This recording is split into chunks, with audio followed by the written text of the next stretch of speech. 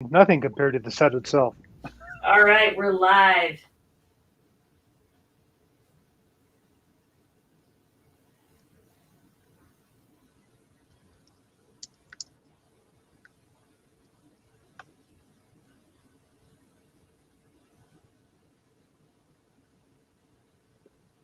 All right, we are here live with Travarsi. All right. Hey, everyone. Thanks for joining us.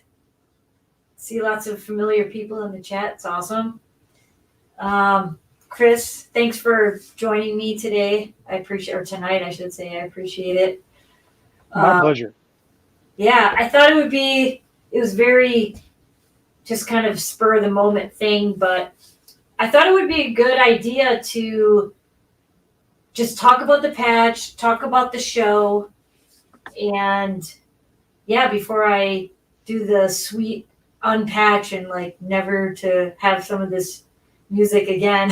I thought Because you do a unique patch for every set you play, right? yeah, like for the most part, yes, I do. There's a couple patterns because of like songs I might like that I'm working on that I want to release. So I'll do like a slight variation of like a core pattern, like a couple of songs. But for the most part, it's all new material every time I play. So I would say about at least 90 to 95% new stuff with like a sprinkle in of something. Yeah. And particularly the physical patch itself. I mean, all those cables come out, as you say, when you're done here. Yep. Marcel has a question, and yeah, everyone, thank you. If you have questions, please pop them in the chat, and I'll explain why I'm unpatching it, and 16 steps all night long. Yeah, sometimes 8 too, Marcel. But anyway, no, seriously, I'll explain all of that, why I'm unpatching and everything. But for those of you who don't know what Reform was or is, it's an annual party that's 6 a.m. and Dirty Epic LA, Synthetic Minds. They're all big promoters in the LA area, and they throw a lot of the underground like techno and house parties, and they come together. It's like a new LA festival, and it's been growing. I believe this is the third one that they've done. And every year, it's a lot of fun. They bring talent from all over the world and locals, and like it's just like a big like Labor Day, like all day and night event. And so they asked me to play, and of course I said yes. I was honored to be selected to play, and so yeah, the difference with Reform is it's not a live stream and there's no video, so there's no do-overs. Like once you're playing and you're in it, you're in for the ride. And my set was an hour long, and it was so hour straight through, no stopping, techno, some housey stuff in there, but we'll get to that in a moment. But for the most part, yep, it was all like a techno night for me. So is Reform all modular performances, or also is it a mixture of DJs and other things as well, or? It's mostly DJs. And there was a room which is dope. Black Noise had a room there, and Black Noise consists of Basic. So I know you guys know Basic, Richard Devine, Mo and Sarah Chai started a new project, and some of you know Mo as Drum Cell or with Belief Defect, but super talented. He does several different projects. And yeah, like that room was it was awesome. And so they were using synths and drum machines and modular and other types of hardware. And the after hours party, there was another artist there, Lone Front from Minneapolis. He's really dope too. And he plays live. And I hope I'm not forgetting anyone. Like there's 27 performers. There were 4 rooms.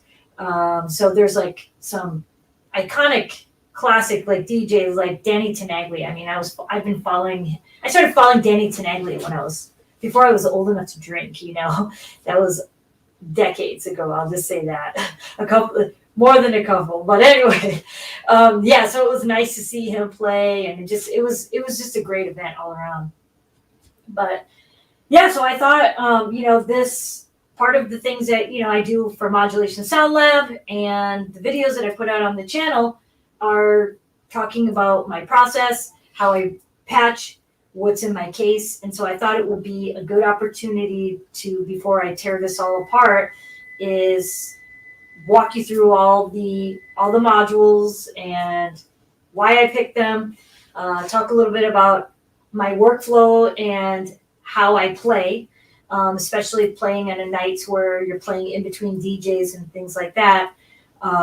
It's just a different approach than some of the modular shows I've played. They're a little bit shorter and they're more of like a composition or approach, as opposed to this was like a nonstop. I approach it like a DJ style set. So so I thought I'm going to switch cameras. Let me just kind of do that here. Yeah, and you slipped in something that was kind of interesting, and that may have slipped by a lot of people there, is that you even change out the modules when you go play like a different event like this. It's not a matter of taking a fixed case and just repatching it. You make a custom arrangement of modules for a gig like this as well. Yes. I mean, there are some ones that tend to make it in the case all the time, and as we walk through, I'll tell you which ones are like key players in my setups, like majority of the time. But I swap out a module for the sound. For if I'm looking for a specific sound, then I know like that obviously the module that may be in the case is not the sound that I want. So I will put in the module that until I get to the sound that I specifically am looking for. So there's part of this room is like a mad scientist room. You can't see, but there's just like, at one point there were just modules everywhere because I was like, nope. And not because I didn't like those modules, is because, I wanted a specific sound for a specific pattern or part of the show. And so, then I would just pull it. And I know we'll get to it, but you were like even like buying modules at the last second, trying to find the sound you wanted for this set. Yeah. And big shout out to Steve MS22 module, like I got that just in time, and it's a great filter, and cool. So I'm gonna jump to a different view of the camera. It's just like a broader view, and now this camera's in the way, but let me just kind of pull that. So this is my setup for the night, and I snagged a little souvenir. Those who went to the show, you probably saw these. Anyway, so over here I have the Dig Attack. Let me uncover that. And the Dig Attack, what I use that for, well, first let me walk you through everything. So I have the Dig Attack. I have this launch pad, which I'm able to control my sequencer. One of my sequencers, I have a couple in here. But this is attached to this, so I can have the immediacy to make changes. And starting up here on the top corner, it's kind of dark. Let me just kind of jump to this view, is my kick drum. I'm using the Erica Synths kick drum, going through a distortion module, the Kith Ruina by Noise Engineering. And I think, Chris, what do you think? I'll just actually explain as I go to each module. I think that's probably better. Sure. All right, cool. So I originally was using the Jomox kick. I love it. I still have it. But, when I'm taking a case like this, space is everything. And so I had to really think about what kind of sound, like what kind of kick sound I wanted. And so I went with the bass drum, running it through distortion. So if I wanted to add a little more distortion for some of the more heavy techno patterns and songs that I was playing in mid-set, so I was able to have room for that. And so it just came down. Is it possible to just blow up the setup photo large so people can see that as full screen? Oh yeah, good idea. Thank you. Let me do that. How's that? There we go. Great. All right, cool. Perfect. All right. So I have the Erica Synths bass drum. It's based off the 909 sound. It sounds fantastic. It's the new one. They have two. I have the bass drum 2. Thank you, Gertz. and I have that running through the Kith Ruina, which is a distortion module in there. So I have that option. So I give you some of the kick, I can dirty it up, or I can drive it. Kind of gives you that hard 909 style. I have my Erica Sense clap. That always makes it into my case. I'm a baby of the 90s house and techno, and I love claps, and so you're always going to hear them in my sets. And I would say 98% of the time, if you hear the clap, it is this clap right here. It's crisp, has nice tones, easy to shape, and I can package the accent, but I like to turn the knobs. The knobs are nice size, I can reach. Next, I have the Batumi, and this is a quad LFO. You can use it I use it in free form, which means that each LFO is running independently of the one next to it. So I use that to modulate this voice, which is by Expert Sleepers, which we'll get to in a moment. But basically, I use the Batumi for modulation of effects. And same with the Pamela's Workout, which is this clock right here. So in terms of LFOs, I like to keep, the reason why I like the Batumi is because I have the ability to be able to change the speed instantly right here with these faders. I can see how quickly or slowly that it's moving, and it's great for performance. The same with the Pamela's Workout. I can see the lights are great. I have the black one, has the new green screen on there, and I can quickly change what output, what's happening on each individual output.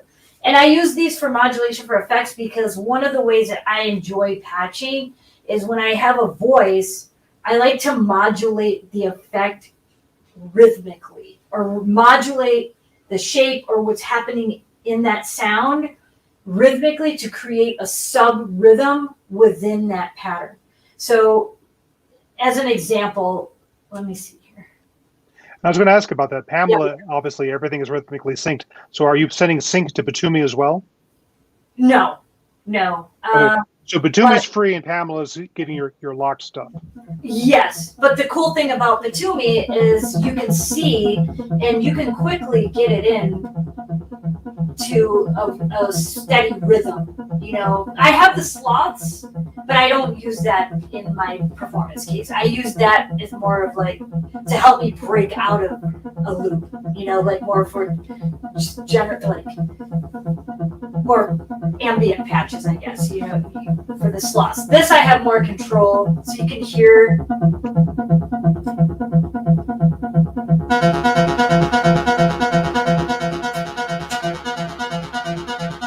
So I have this.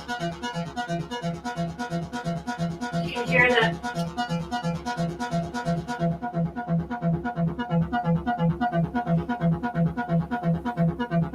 So I like the fact that with the Batumi, I can have that control to be able to and see how quickly the LFO is moving. Pams, I usually tend to just find what I like, how it's modulating, and I leave it there. Sometimes I'll go back and kind of change something. It's pretty easy to change per channel. But for the most part, I set the Pams, but I play the faders on the Batumi. I love faders. Yeah. So, yeah. Next, I have the BIA, which is an all-time favorite. I talk about it a lot. I use it a lot. It's one of the first modules I've ever owned. I now own two because of its dynamic range. A lot of people use it for kick and percussion, and I have as well. But I have been using it for leads mainly, and a little bit of bass line and leads. So I have the BIA.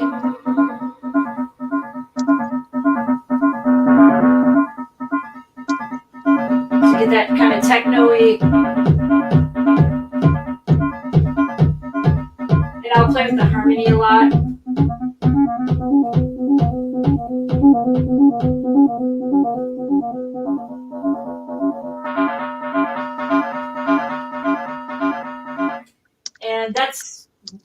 one of the ways that I typically have been using the BIA is just mainly for mid tones and some leads.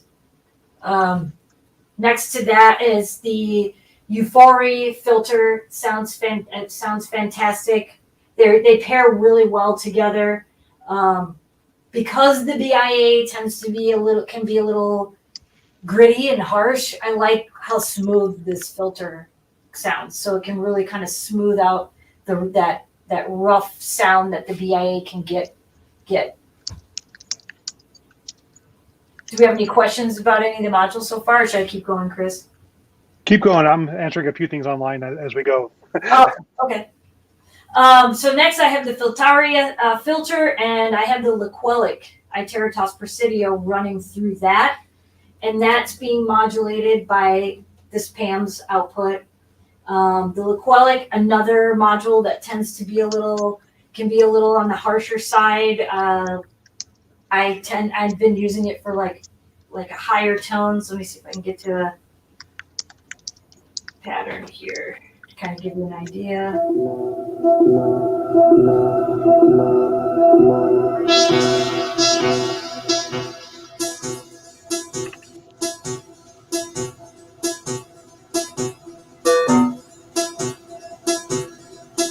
So something like the noise engineering modules, which, as you say, do have a harder edge sound, it's fun to filter them so you can go mood-wise from mellow to hard-edged. Exactly. So I tend to, like, for this set, I did not take this to a harsh tone really at all with the Liquelic. I kept it as my, like, a high, like, nice, airy, high tone lead with a lot of reverb on it. That's probably as harsh as it got through the set. Mm-hmm.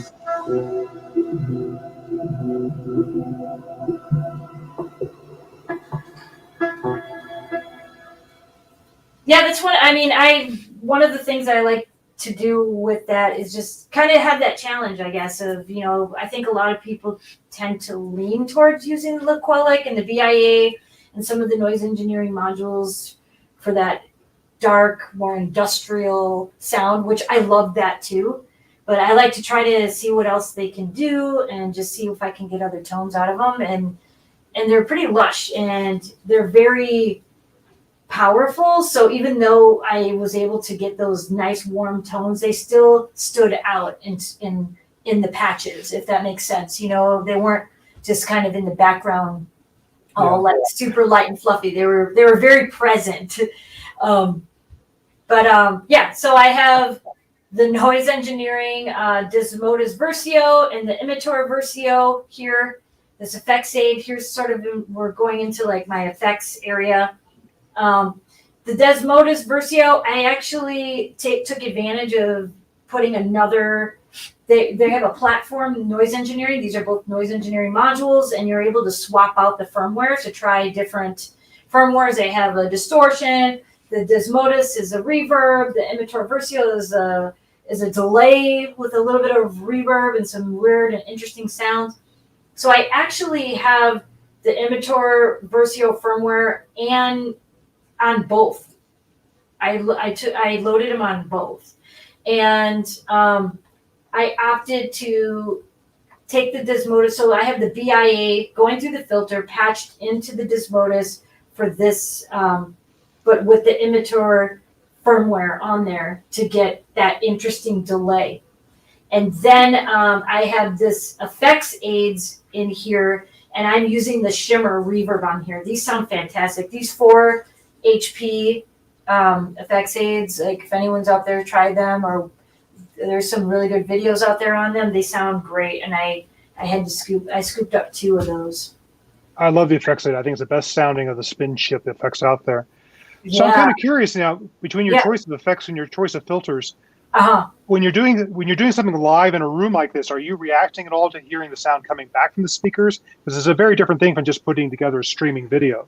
Yes. So one thing you'll see, like as we're going through the case, I have a ton of filters in here.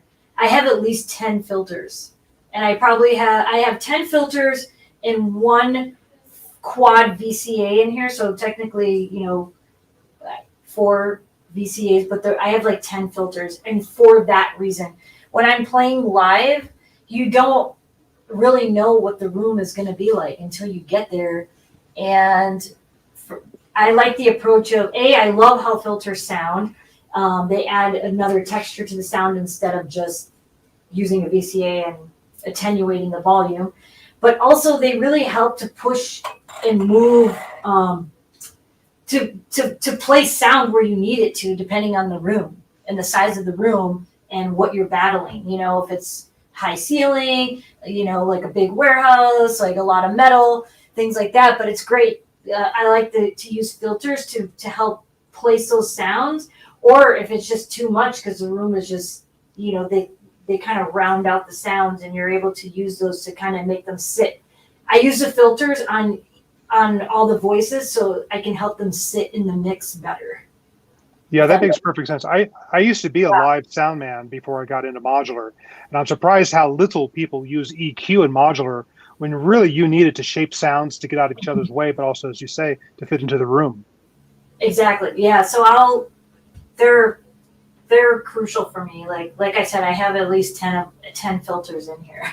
So I have the Erica Synths. So going down here, I have the Erica Synths, this little, the original sample drum. I like it because it has that little plucky, that sound to it. And I have the Erica Synths, these modules being sequenced by the Euclidean circles.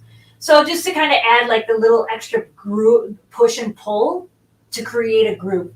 So even though I have the vector sequencer and the Metron down here, which we'll get to in just a moment down here, I like to use this sequencer, and sometimes I'll just impromptu just patch something to it just to shift the pattern to get more of a push and pull with the pattern. And it's quick to do with the Euclidean because I can see the dots right there where the gates are gonna hit. And that's when I'm picking modules for a setup like this, it's something I really think about is not only is it easy to, like, how can I patch these modules? Are they playable, like performable, meaning like tactile? Like I'm not a huge menu diving person. Like even when we get to the disting, which I have a setting and I'll talk about it in a moment, but I don't dig around in there and shift and choose different options. Like I use it for the multi-sampler and that's it. And I like to have the modules where I can see exactly what's happening and I can turn the knobs and have fun. Because to me, that's the idea of playing live, is playing live and tweaking the knobs and having fun like that. Yeah, and Euclidean circles in particular is great for seeing exactly where the beats are happening and where the downbeat is. Exactly. And you can shift it. So if something sounds off, I can change this one and just shift it over here. That's exactly what I was going to ask, is like you don't change just how dense the patterns are, but you actually will push something ahead or behind the downbeat. Exactly. Yeah. Just so I can get that just to kind of get that push and pull, like that call and response. That's in making techno, I think that's pretty important, is creating a call and response. So anywhere I can create that, not just in the obvious places of, maybe a stab and then like percussion kind of talking to each other, but more so like the other elements, or even modulating the effects in that rhythmic sense so it creates that call and response even within its self, if that makes sense. You know what I mean? Like instead of just hearing a straight oscillator, if you modulate it rhythmically, you're now creating a sub rhythm within that pattern itself. But, yeah, particularly when you're using an LFO to modulate something, whether it's ahead or behind makes a big difference in the sound. Yeah, don't get rid of it, Marcel. Play with it more often. I just read your comment. Yeah, the Euclidean circles is fun. Like, yeah. So yeah, I've got one in my live case as well. Yeah, I know you. Yeah, I know you do, Chris. Yeah, it's easy to play and you can see it. Some people don't like the bright panel, but I prefer it because I like to see exactly what's happening. So next to that, I have the Transistor ladder filter, which is like a Moog style filter. The cool thing about this is it has 3 inputs, 1 out. It sounds great. Where's my, okay. So I have my black box right here, and sorry for the camera move, but let me just kind of jump back here for just a second. So on my black box, I have vocal, like little random vocal stabs, and I have a 909 drum kit and some other random sounds and percussion in the black box, and it's all being routed individual channels. So they're being routed into this filter here. I split one of the channels. The other channel from the black box is being routed into the Blue Lantern filter, and which I'll get to that in just a moment. And then I have the vocals routed into this shock mat high pass, and then into the mixer. And I'll talk about that. Is that the little 2 HP high pass? Yes, yeah. And I'll talk about that. Okay. Well, let's talk about it right now, actually. So the bigger sounds that I have in my case, which we'll get to, like I have the Erica Synths bass line in here, which is like my 303-ish sound, the BIA, the voice, the vocals, and I have, let me see, the Expert Sleepers, Lorelei. They are all patched through this high pass. And that is, so there's 18 dB and 30. And it's just, all it is just a 2 HP module that just cuts it. Just like, and that's it. It doesn't, you can't change it. It's just like a fixed setting. But it really helps with live mixing. Like just so, vocal, I don't need the low end from a vocal, so I need it to be as clean as possible. And I don't need to have it muddying anything that I don't need on the low end. I try to pass through here. And some of these modules like the BIA and that, they tend to be a little bit more aggressive. I'll patch it through the high pass to kind of cut out some of that low end. So my kick and all the things that I really want to sit in the bass, in that bass frequency, can really punch through. So it's just another, so that might even be like filter number 11. I'm not sure. I have to count it. Yeah, but that's an important tip because, separating things so things don't get muddy really just helps, as you say, make the bass line and kick punch them. Yeah. Let me see if I go to this. There we go. Kind of move in closer. So, and then, so the black box running through this filter, the QPAS, and now here comes to the disc thing. I love the disc thing. My friend Jono, we have lots of conversations about this module, and he is a lover of multi-sampling like myself, and he and I talked about this. He's really given me a couple really cool tips on it, because some of the things that we want to do, it's hard when you're taking a case like this. You want to take everything, which is another reason why I swap out modules often, because, I want to try so many different things. And how wide is that case, by the way? This case is 94 HP. This case is a 94 HP 12U. It's by MDLR. It's pretty light. It's one of their travel editions. I think this one came out after they made those solid wood heavier, their heavier ones. So this is like a travel edition. But being a little bit skinnier also makes it easier for travel. Yeah. But disting, just to make it clear for people, that's the new disting EX, the double disting, which has not just all the old Mark IV algorithms, but some new things like the multi-sample stuff, which is much better now in that module. Yes. So I also found that the timing of the samples are also a lot tighter with the DX than the older ones. Yeah, you can really get in and dial in the envelope for each sound, depending what you're using. So this one I'm using the multi-sample setting. There's also the SD triggers, which I like to use that as well. But in this disting, I have 2 distings.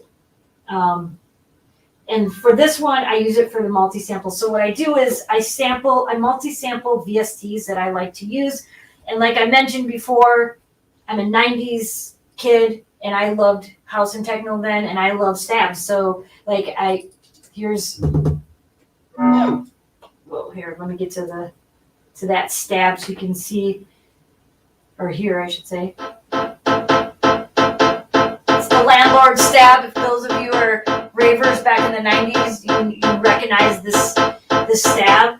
But that's one thing that's great about the disting is like I can multi-sample a tons of different instruments and dump them in there, and now I not only have one voice, but I have however many voices I can fit on my SD card.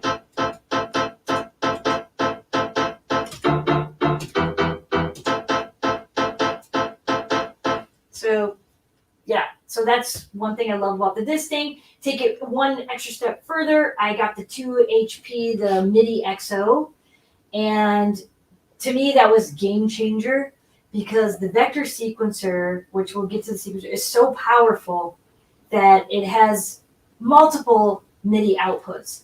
And because I'm using MIDI instead of, just CV gate control, I'm using the MIDI to control the disting. I can play chords.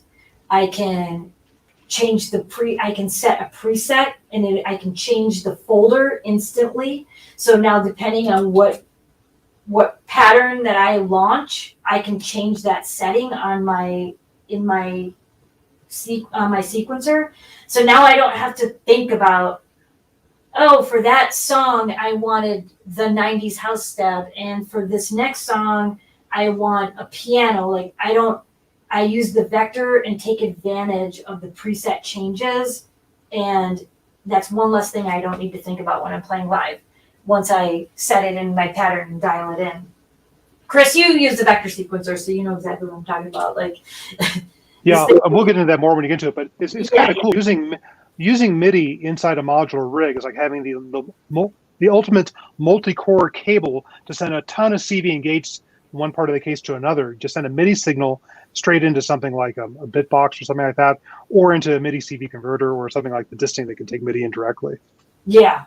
I mean, like even with the disting, you don't need the vector sequencer to play the chords. Like if you hook it up to, MIDI keyboard or what have you, you can play. You'll be able to play. I believe it's up to 8 voices. I could be wrong. Let me double check.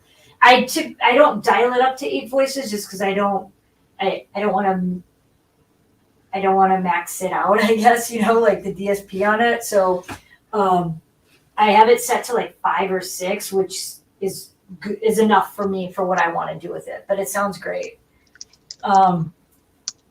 Yeah, so going over to this side of the case, let me see if I can, maybe let's try this camera, see if I can punch in a little bit here. It lets me. It might be blurry. Is that too blurry? No, that's good still. Is that okay? That's good to see the whole, yeah, that's good. Okay, so over here, I didn't use it for this setup, but I leave it in here. I don't take it out. It's my DB25, and it's connected to my performance mixer. And I'm just going to kind of go here for just a second. So I use the Wmd Performance Mixer. As you can see here, it has 10 channels. Looking at it, you think 10 channels, but in actuality, it has a lot more channels than that. If you're using mono, like if I have claps and snares, I'm running them. They have each of these first 6 channels. You have an option to either stereo, or you can have 2 separate mono channels. So if I'm listening, that's a clap. I have the snare on the other one, and so putting them together.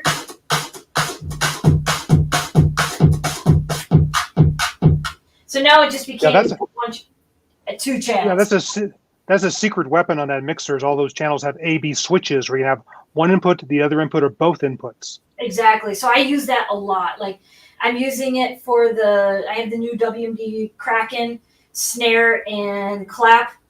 They're on the same like A to B, and I can play them together or one or the other.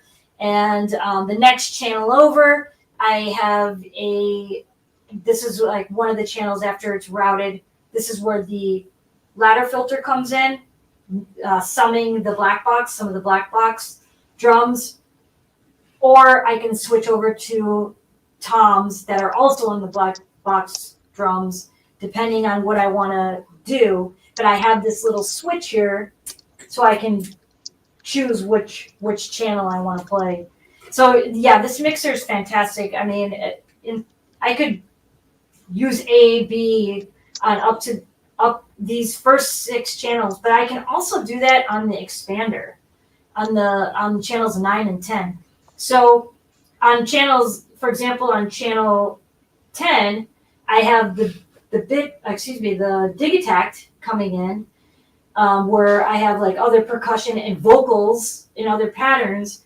And because I'm not using vocals that often in techno, after the vocal is patched through the high pass, it's patched in the B, the B of channel 10. So if I wanted to switch to play the vocal or play them both together, they play together. So one thing you have to kind of think about is your sounds. If you're going to take advantage of this, is like what sounds work together. If you did have to switch to A and B, like if you wanted to play them simultaneously, like for example, I wouldn't put a lead and a bass on that, because then it could muddy the mix, or it would be difficult, I think, to try to remember to switch back and forth. So just you'd have to kind of think about it ahead, like where you want your setup to go for the patch. So here I typically put percussion. Over here, since the Digitac handles mostly vocals and some other weird textural sounds, I put the vocal on that on the B of the A-B on that channel. But this is, and one thing that's really handy is that it has a cue. And when you're playing in a live event, and you are playing, it's loud and you're not 100% sure, you want to check what you're launching, cue is a great feature to have. That's one of the main reasons too why I choose this mixer, because the cue, I can listen before putting something in, which is exactly what a DJ does when they're mixing. They don't just mix two records together and let everybody hear that process. They do it in the headphone in the cue. So it's brilliant that they put this on this performance. This is truly a performance mixer for that reason. I would have to say it does have send and return 2. If I had to say one thing that I would change about this mixer, is that you could use the send 1 and 2 simultaneously. You can't. You have to choose one or the other. That's right. I hate that. And I hate the mono returns. I end up using up stereo channels just for my effects returns. Oh, okay. Yeah. That's right here. You can see that, right? Yeah. So, I mean, but for everything else, I mean, it really, I love it because you can see, I like to push all or a few faders at once. It's easy to do so. It has panning, so I can pan if I choose to do so. And it has another headphone output, so if somebody else, wants to listen or you're playing with somebody, it's just, yeah, very cool. So going back up to the top, I have the Erica Synths dual effects. And for this, I have one of the channels from the second channel from the black box running into the effect. And that's just before hitting the mixer. And that's just for percussion to add a delay. So you can use them in series, or you can route them one into the next. So I'm using it as 2 separate effects. One side is a delay for percussion, and the other side is delay strictly for the clap.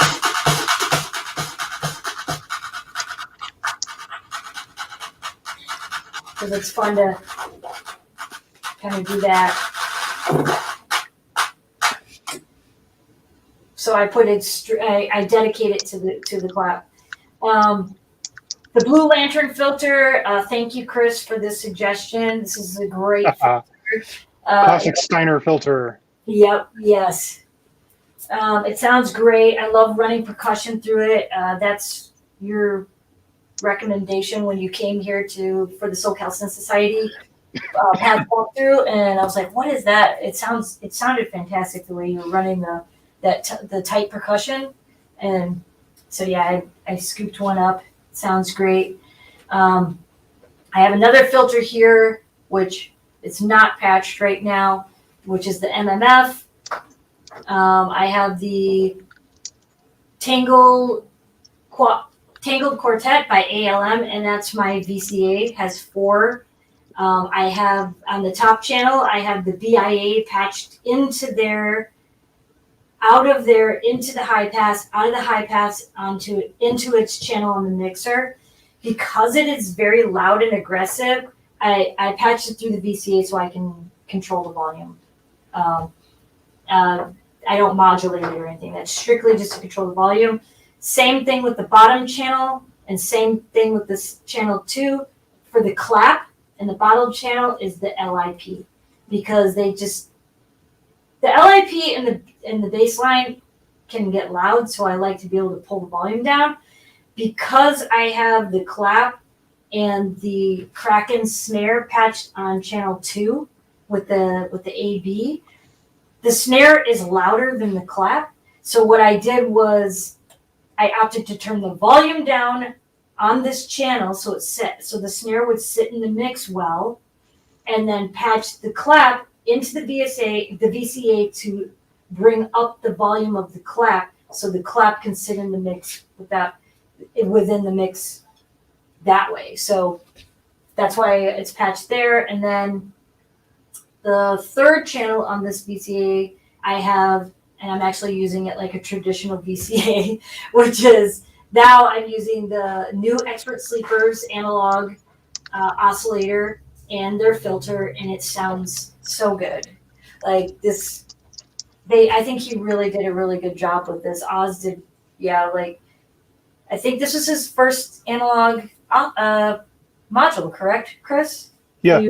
This new set he came out with was his first foray in analog, but it seems like he really bothered to tweak the sound on them. Yeah, they just sound. Here, I'll let you guys hear it. Let me see. What would be good? While you're setting up, there's a question. How long does it take you to set up all this gear before you play a set? Like when you go into a club, how long do you need beforehand? Just to set up the gear at the club. Setting up the gear, before I even do the sound check, I would say it takes me about maybe 15 minutes. You're obviously coming at things pre-patched. Yes, with the exception of this bottom row here. Let me kind of shift. Let me zoom out for a second. So on this bottom row, this is 104 palette, where I have the Metron, the Kraken, the Chrono Blob, the Steve's MS22 filter, and then I have my Mordax data for tuning. I use little stickers so I can unpack what I need to unpatch from the main case, so I'm not fumbling around in the dark trying to remember what goes where. I do take notes, and I use the note option on my phone. I take pictures. If it's something I'm worried about, I'll do a video and talk to myself and put that in a note. But generally speaking, I always put like a little sticker, so that way if this comes unpatched and it's in this case, I can look and I know exactly where it goes.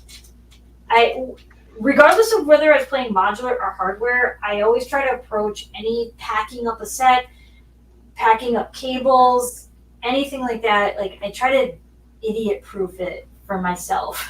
Because when I'm playing, you get nervous, you don't know how much time you have to set up, your mind is thinking about so many other things that I just want to be able to walk in and be like, okay, this goes to M13, perfect. Like, and not have to think about it. I don't want to be... one of the best tips I heard is Danny Carey, the drummer for Tool, has a modular as part of his system. And they actually have color-coded all of the connections. They put colored dots on the jacks that match a color on the cable. So even if someone actually pulls cables, They just match color to color to quickly get it back up and running again. Yeah. I mean, you know how I feel about multiple colors, but I'll use little stickers. Yeah.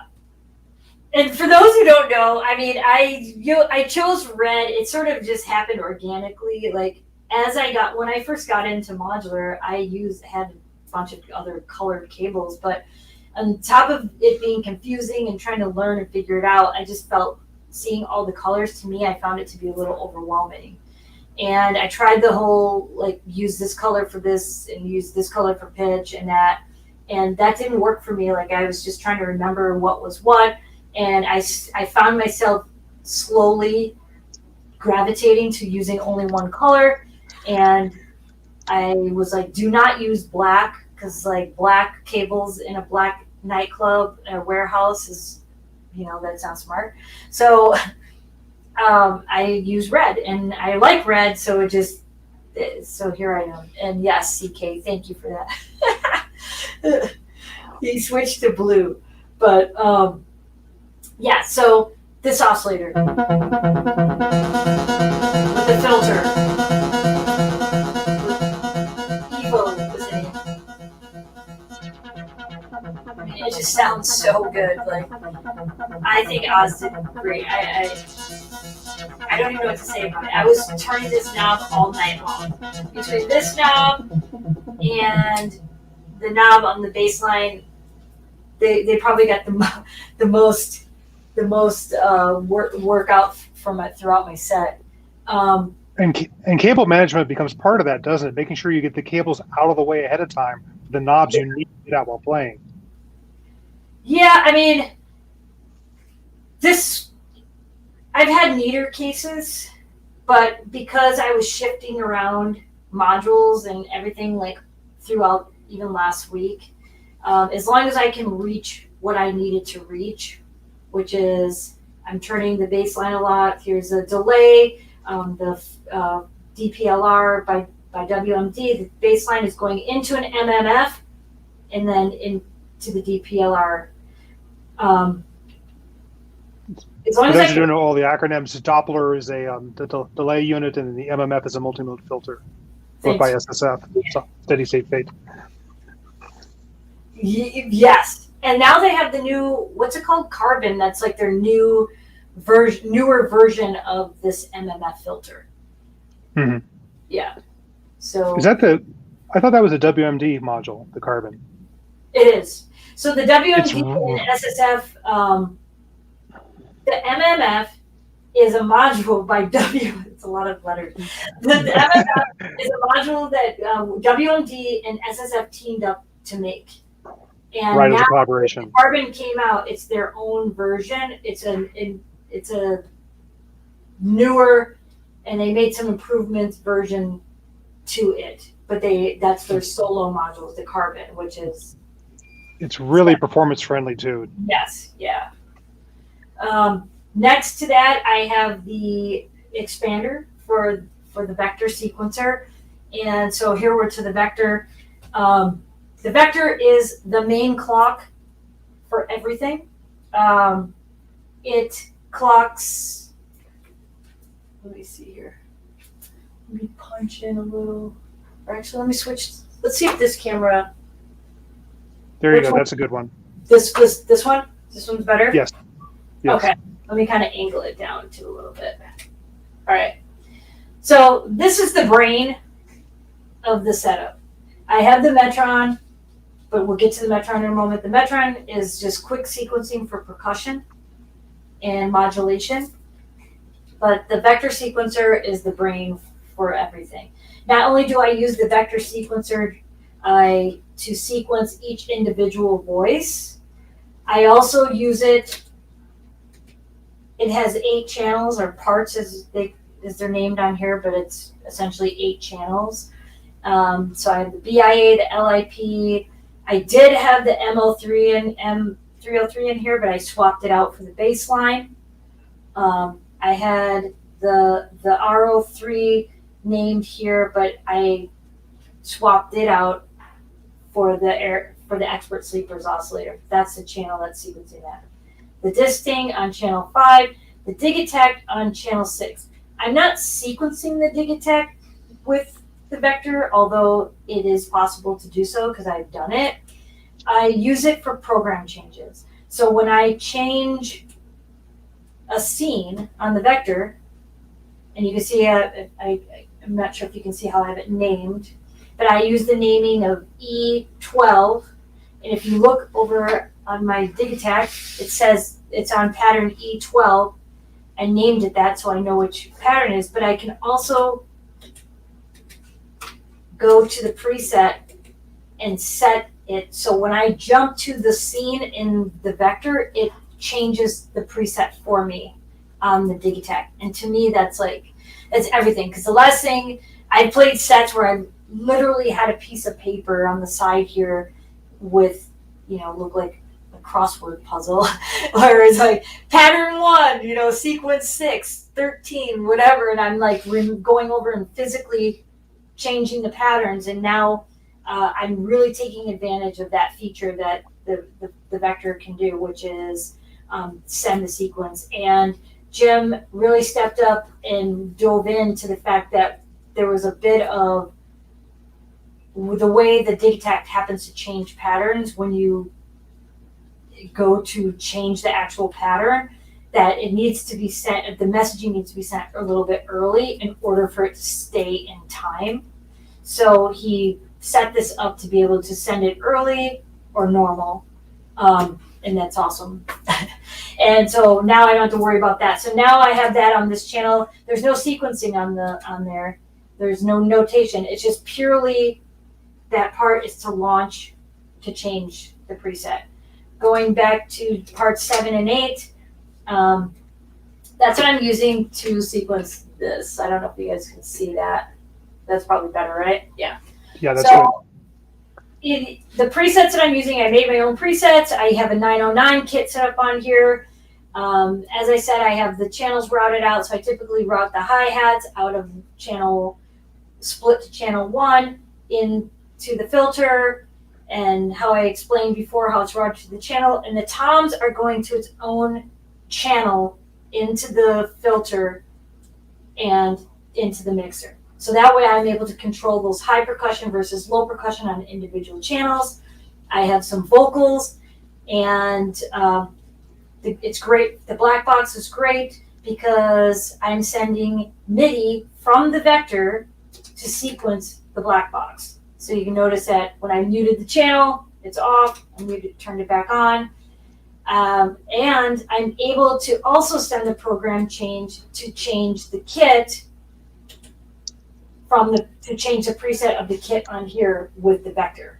So it's one more thing that I don't want to worry about when I'm playing a live set. And these are things I think about when I'm picking gear, which is why I've swapped out a lot of gear. I've used a lot of different gear to play, because everything it's all a theory until you actually put it to the test, and you're in there playing and you realize in the middle of the show, like, oh, fuck, like that it's not working. So like all those trial and error, I try to make it as seamless, those nuances, like the tech side. So I spend a lot of time before I even start writing music, like actually writing, in test mode.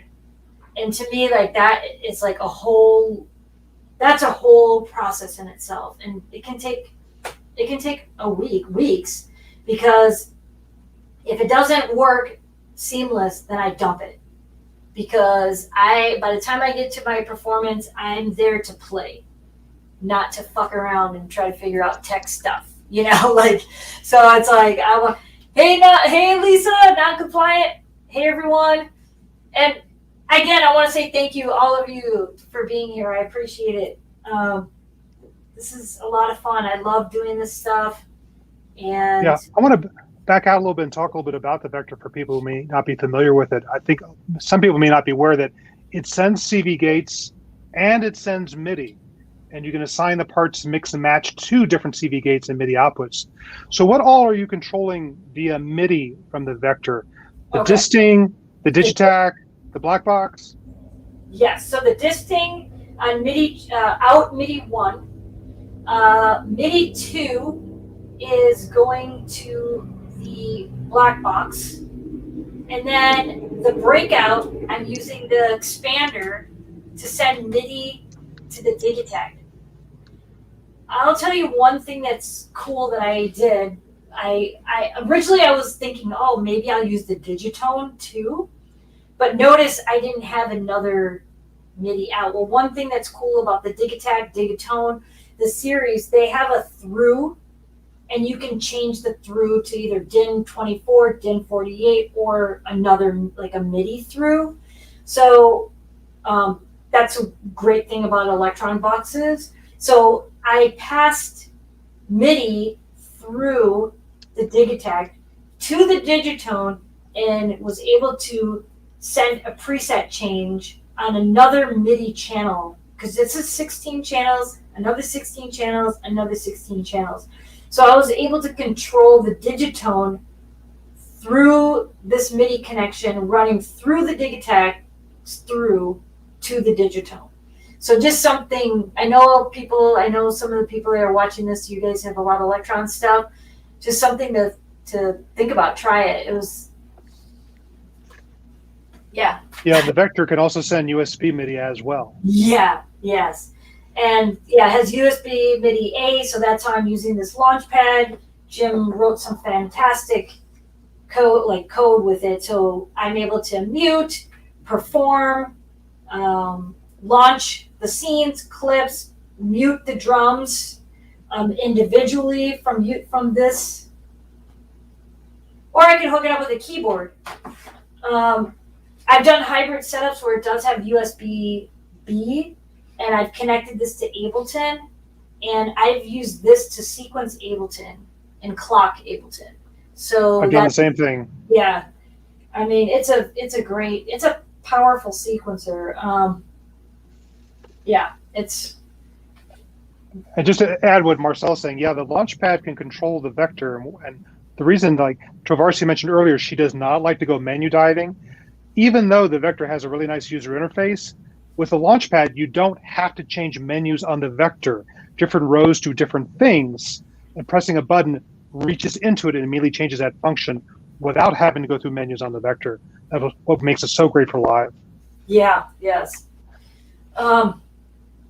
Yeah, and the fact that there's ARPs on there and you can use the Launchpad to play the ARPs is just, yeah, it makes it more playable. Like, if the theme I'm trying to explain to you looking at my setup is that sorting out the tech stuff is first. I'll go back to sorting out the tech stuff is first, so it's playable, like performable. Like I can turn knobs and not have to think about the connectivity. Like I can launch a clip, it's making all the changes. I can play and have fun, and that's what I strive to get to before I even start writing music. So next I have the Metron sequencer, and this is a fantastic sequencer. I mean, it's a lot of fun. I use this sequencer, and even though the Vector's super powerful, one thing I really love about the Metron is the fact that you can see 4 channels at once, where the gates are. You can have up to 5 different variations within this pattern preset that you created. And so it's very easy to write your pattern on the fly. You can see it visually. I'm a very visual person. I can change my drums up instantly.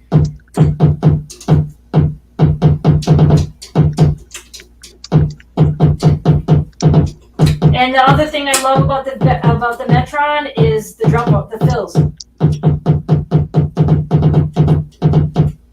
It's just fun. It's performance. It has mute, so you can mute the channels through here. You can see. So it's very visual, and I use that mainly to sequence percussion, and I'm using it today to sequence this setup to sequence a little modulation. I've used it for a lot of modulation sequencing because you can control the gate length for each step if you'd like. And but for this setup, it was all about sequencing the snares, the kicks, some percussion, and just so I can sequence the kicks and hi-hats and clap patterns on the fly and be able to do some drum fills. Lastly, going over here, let me kind of jump back to this camera and zoom back out, is I have the Performance Mixer, and it's running through this DJ Pioneer RMX 1000. And like I said, I used to DJ before, and I love that sound of, you know, how DJs, the flow of how you're creating one song, moving to another, and creating that DJ style mix, and that's how I like to play. So it's fun to be able to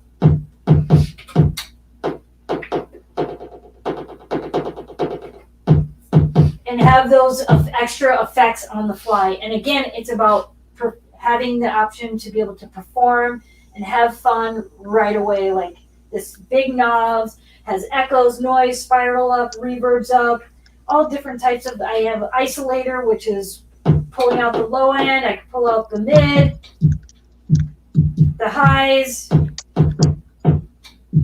But it's just another performance tool. And I have this going through this RNC compressor by FMR Audio, and that's where is that end of chain? Is that end of chain for everything? Yep. And you know, I think I might even want to get the limiter too, because I've heard some good things about using them together. But yeah.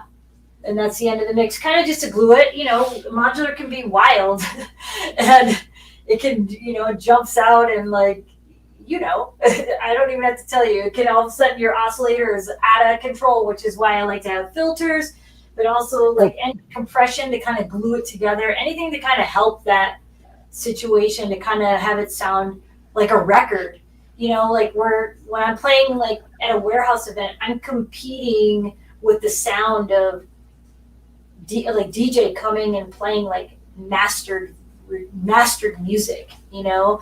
And I know it's like live totally different, and it has obviously a different aesthetic, but you know that it really helps adding the compressor and adding these other effects to kind of help me glue my performance together and have it kind of flow nicely like a DJ setup. Yeah, it's a type of music too where you're not really going for huge swings and dynamics either. You're trying to keep the energy up. So that helps, you know, whether the resonant filter is blowing something out or whether a sample happens to be quiet. It's nice to keep things leveled out. Someone asked about the Golden Master. I still have a Golden Master. I still use it. I just wanted rack space. So it comes down to rack space, and so I went with this compressor. This compressor sounds great, and I was able to get a filter in that slot. So, but I still do use the Golden Master. What was that compressor again for people who missed the name again? What was the compressor? Sure. It's called the FMR Audio. It's by FMR Audio. It's called the RNC 1773. Here, it's RNC 1773. It's called a really nice compressor. It has a funny name. But yeah, the really nice compressor. Cool. That was a really great breakdown. It's amazing how many parts you're coordinating all at once in that system. But I imagine, particularly for a 1 hour long set, you really needed to have a lot of different things you could go to. Yes. Yeah.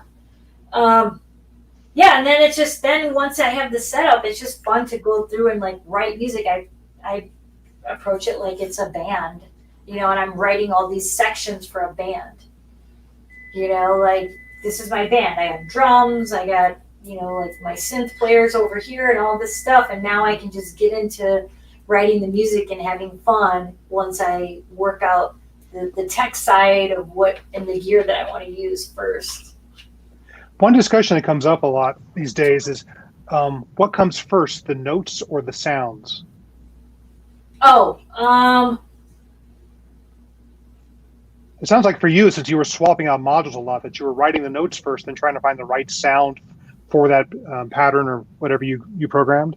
no, it's actually a sound. It's actually the sound. Like I'll. Okay. It's great. I love the fact that non-compliance in the chat right now, because especially when I gotta play a hour set, like that's one of the DJs I'll go and listen to their mixes, and get inspired of like what kind of music I'm going to write for that set. You know what I mean? Like who's playing, and she plays the kind of music that I love, like that new jack and techno, old school 90s, like all that sound.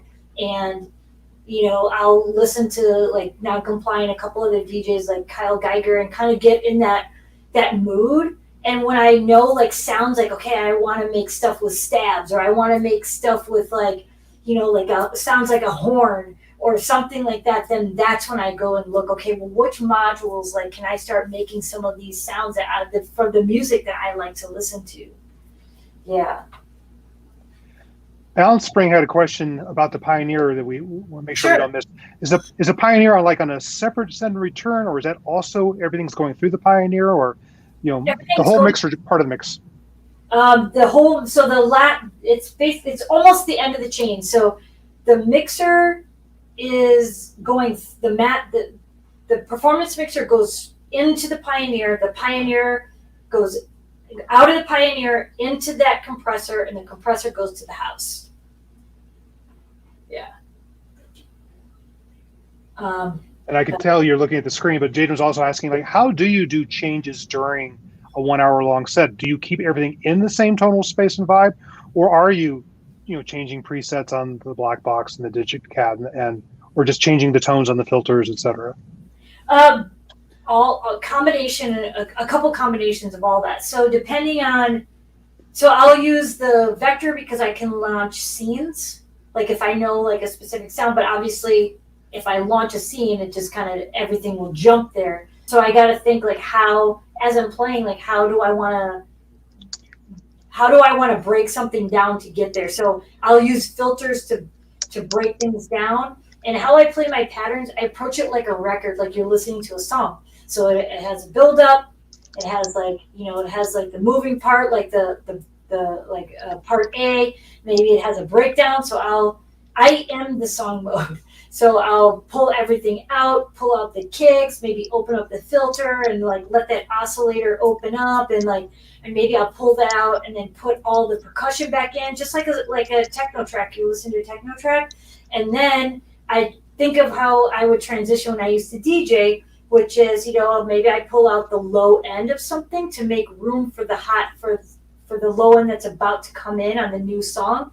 Same approach. So if I know that I'm about to play something with like a 303, maybe I'll start to filter out that other oscillator, and I know then that I'm basically riding the filter knobs, maybe bringing one out and one in as those sounds are coming in. I hope that answers your question. So it's like varies. Sometimes I'll pull kicks, sometimes I'll pull it all the way down to just solid percussion, and then make the change, and then bring in the new sound. I try to mix it up a little bit so it's not so obvious. Like it's hard because when you're DJing, your songs are the songs, but when you're playing live music, you got to think like, oh, well, what oscillator am I bringing in? So it's like you're like shit. Like you have to think like I try to filter stuff out if I can, because it is live, and modular can, it's like writing, it's like you got to rein it in. Like, so I'll filter stuff out sometime before I just change it, so it doesn't just, come leaping out of the mix. Same way a DJ wouldn't just necessarily slam in every track, because it would just be very abrupt. Although that's a technique too. Like, and I've done that too, where I just, right on the one of where, my pattern is coming around, I'll change it. And it'll just jump into a new pattern too. And that's another way to make a change and make a transition. Yeah. Makes sense. Which is why I like to listen to DJ mixes and listen to how DJs transition, because the transition's everything. Like how they perform and take you through that journey, and you realize you're standing there 30 minutes later dancing, and you're like, where did that 30 minutes go? Like they're rocking the dance floor. That's how I strive to transition. Like that. I think that's a good point too. I think a lot of modular people get locked into just thinking about the modular rather than thinking, what would a DJ do? What would an acoustic instrument performer do? And things like that. And like things like on the mixers, of course, every DJ would have a pre-cue, a pre-fader cue to hear what's going to happen before they bring it up. And that's on so few mixers, I don't understand it. So it's really important to look at other fields of what works there and bring that into modular.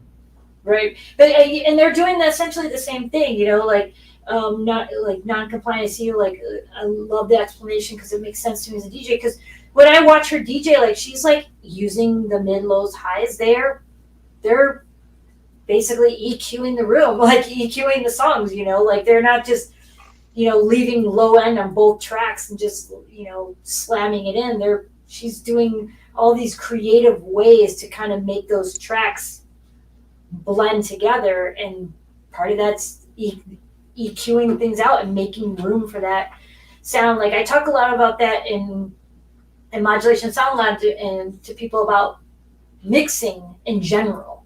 It's like you have to not just mixing as a DJ, not just mixing playing live or mixing in production.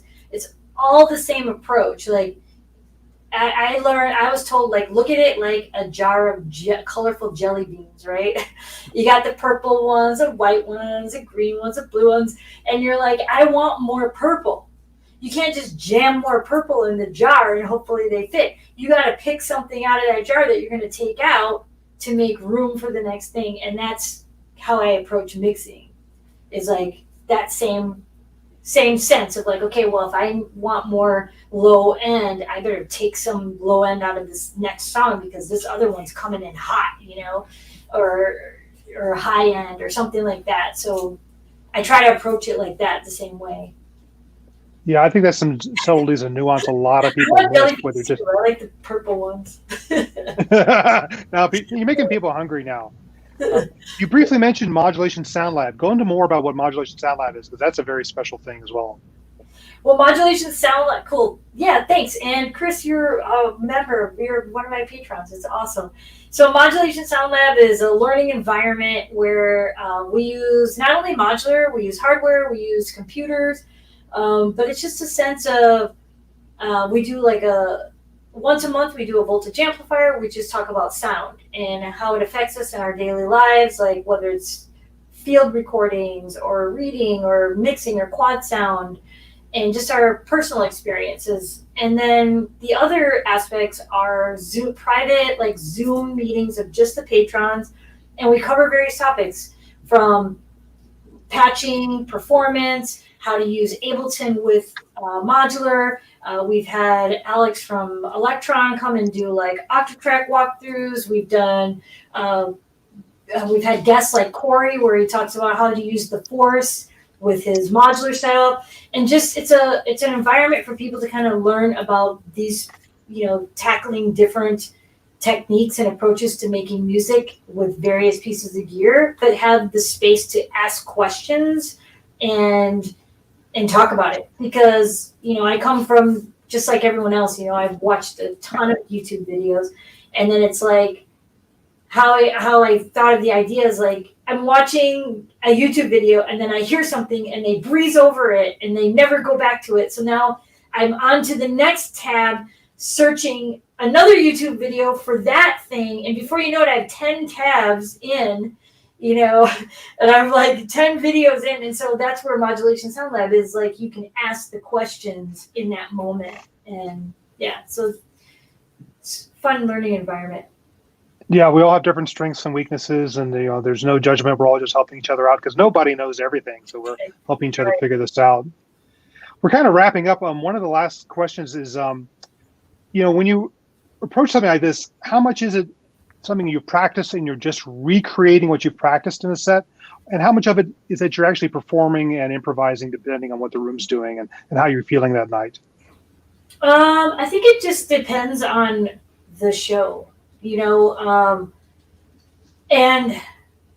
like for the Reform show, I went through and made sure that I had a backbone of patterns and places that I wanted to go, because it is that environment where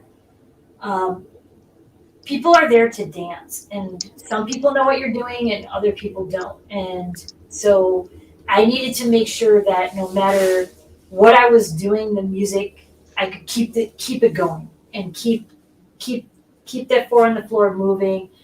And there are some shows where I feel like I've had a little bit more time to, I don't want to say noodle around, but you know what I mean? Where it's like you're like exploring, you have more room to explore. The audience is there to take in that sound and see that you're using gear, and it's just it just depends on who and Now, what I'm playing. So you're playing a set actually at NobCon with Nasty Nachos, and that's probably going to be something where you're playing off of each other a bit more. Yeah, and then that's totally different too. Like we played in Denver we played at Acid Night, we played at Acid House and Techno, and it was so much fun. Like we were rocking it. It was like hour and 40-minute set of just like nonstop.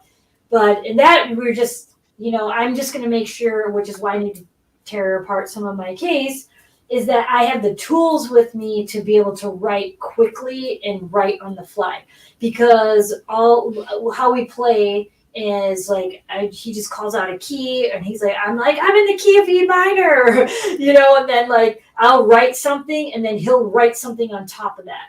So at least we have a little bit of reprieve, like we have push and pull between each other, like while he's got something going, I can get in my headphones and think, okay, like what can I write to complement what he's got going, or write something so we can transition into that, so he has time to go back and reset his patterns and things like that. But yeah, so that's a totally different approach.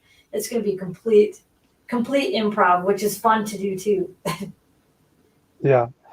And it seems like we've answered all the questions. So I think on that note, it'd be a good time to wrap up. I really appreciate you sharing, this mega setup you had to put together for this performance and breaking down how you use it live. A lot of people are saying, yeah, you should be out working for NASA rather than just being a techno musician, But yeah, that's the fun thing is you get to design your band and everything and then go perform it.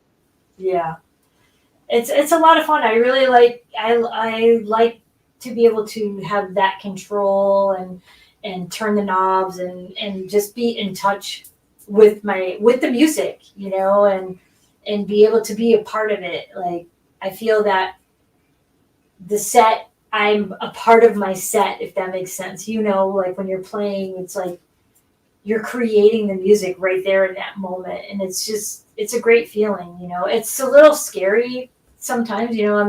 I was nervous too, and that's another reason, like being totally transparent, playing a big show like, Reform, for me, like that was a pretty big show, and that's another reason why I felt like I wanted to have some things written so I had a place to go and that I could build on top of that, and as opposed to writing completely from scratch. But yeah. Cool. Thanks a lot. Yeah, well, I just want to say thank you for tuning in, everyone being here. I appreciate it. I hope I answered all your questions. Please, like, if you have questions, leave them in the, there will be a comment section, because the video will stay up, and or hit me up on Instagram and shoot me a message. And hopefully I'll see some of you at NobCon and see you on the dance floor sometime soon, right? Awesome. Cool. And Chris, you know what? Thank you for being here. I've learned a lot of stuff. Everyone, check out learningmodular.com, especially if you're starting out too. Check out Learning Modular. It's a great way to learn how to get into patching. check out VCV Rec too. And yeah, just we have a great community. I think like the synth community is pretty awesome. So it's a fantastic community where everyone's so willing to share. We, rather than compete, we support each other, and I love that about this community. Yeah, it's always like abundance of information. Like I can't think of one time that I needed to find out something and I just go to like a Discord and I have like multiple answers coming from literally around the world about just giving me like, information about whatever the question, whatever issue or question I was having or whatever. So it's a great community and it's global, which is awesome. So yeah. All right. So on that note, thank you all for being here. I'm Tramarcy. That's Chris. And all of you have a good night. Take care, everyone.